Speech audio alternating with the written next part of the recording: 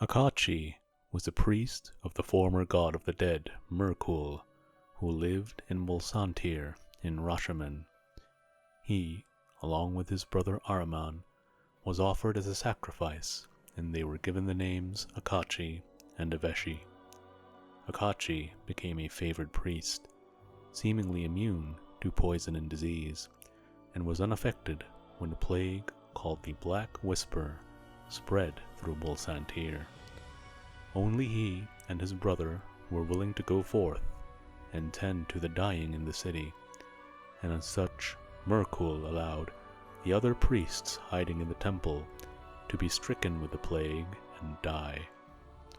Akachi was anointed as high priest, and continued to spread the teachings of the Lord of Bones, and acted as Merkul's hand of justice. For his service as his chosen, Merkul took the silver sword of Gith from the 9 hells and gifted it to his high priest. Akachi had a lover, a wizard who was faithless. She died in an accidental spell backfire. Akachi was distraught over her fate. He knew she would be condemned to Merkul's Wall of the Faithless. He petitioned to Merkul to spare her that judgment, but Merkul refused to grant exemption, even for his chosen's beloved. In his anger, Akachi turned against his faith and God. He vowed to tear down the wall to retrieve her from oblivion. He became known as the Betrayer.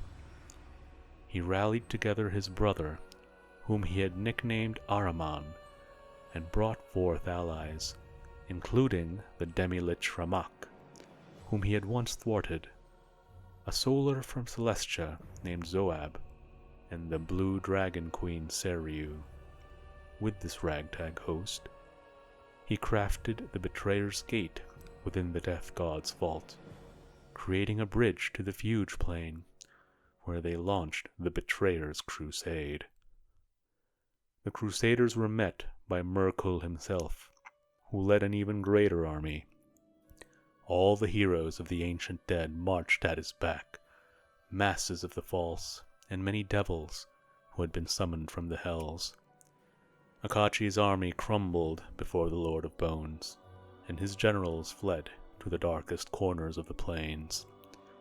Not even the Betrayer could oppose Merkul in the realm of the dead. Akachi was dragged in chains to the basilica and had judgment pronounced upon him. Merkul judged his chosen as false. While the false were usually condemned to serve the city of judgment, Merkul decided to bestow a special punishment. He had Akachi condemned to the wall, where he tore the founder out, but before he was completely erased, he was torn back out of the wall and left an empty void. Akachi became an embodiment of the hunger of the wall, a spirit eater that was set loose as Merkul's curse. Merkul set this up as part of a greater contingency plan. The suffering of Akachi and all those the spirit eater affected as it walked the realms would keep the fear and in effect the memory of Merkul alive, enabling his consciousness to be preserved even after he was slain during the time of troubles of 1358 DR. If the curse were to ever end, he would eventually be forgotten.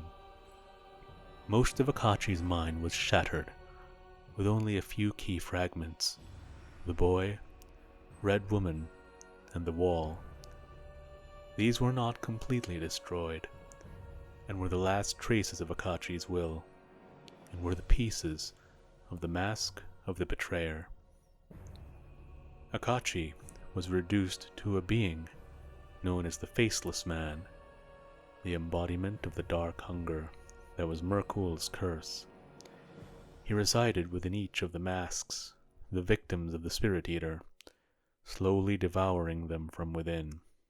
All that were affected would be drained to Akachi's place in the wall. When the Kalak-Cha undertook the Third Crusade, the founder believed that by retrieving the soul from the wall, Akachi's emptiness would be shut out. This was a lie by Merkul. The Faceless Man's hunger would simply continue to devour the soul from within. As a result, the Kalakcha and companions had to chase down the Faceless Man through a dreamscape vision of Crossroad Keep and West Harbor, before entering the heart of his or her soul. There, the Faceless Man was cornered and made a last stand. After destroying many subcomponents of the Faceless Man, like insatiable hunger, infinite despair, remorseless instinct, and relentless fury, the Kalakcha was able to defeat the Faceless Man. Exactly how was undetermined. As the Faceless Man, Akachi was no more than featureless, glowing shape, with an ornate mask where the face would be. His eyes lacked all sign of intelligence, only instinct.